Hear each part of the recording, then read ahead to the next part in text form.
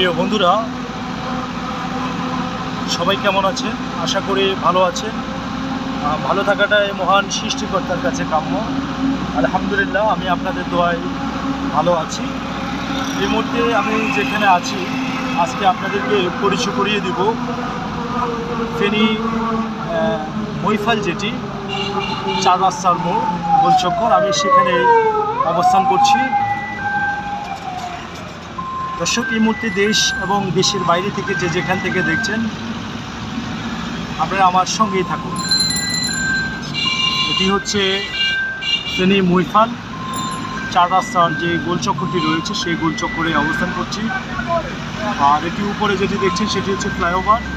বামে যে সড়কটি দেখছেন, এটি দিয়ে কিন্তু ঢাকার সড়ক, ঢাকা 4 লাইন সড়ক। আর এখন আমি কিন্তু ফ্লাইওভারের নিচ দিয়ে যাচ্ছি। প্রিয় দর্শক, সোজা যে সড়কটি গিয়েছে ফেনী শহরের উপর দিয়ে একেবারে করারহাট, নটিলা, খাগড়াছড়ি যেতে পারবেন।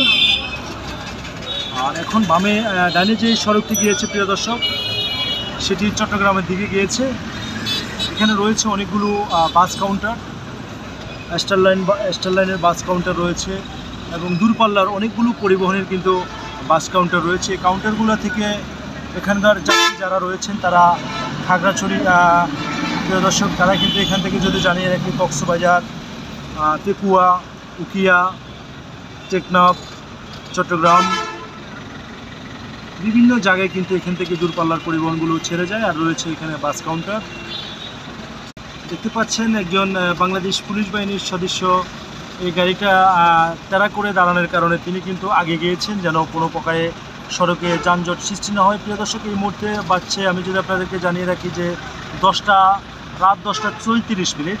এখন পর্যন্ত কিন্তু আইনশৃঙ্খলা বাহিনী যানজট নিয়ন্ত্রণ করার চেষ্টা করছে। ধন্যবাদ জানাই বাংলাদেশ পুলিশ বাহিনীর এই সদস্যদেরকে।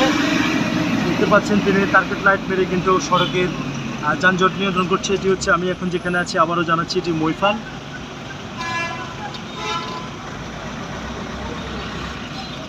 আমরা এখন চট্টগ্রামের দিকে।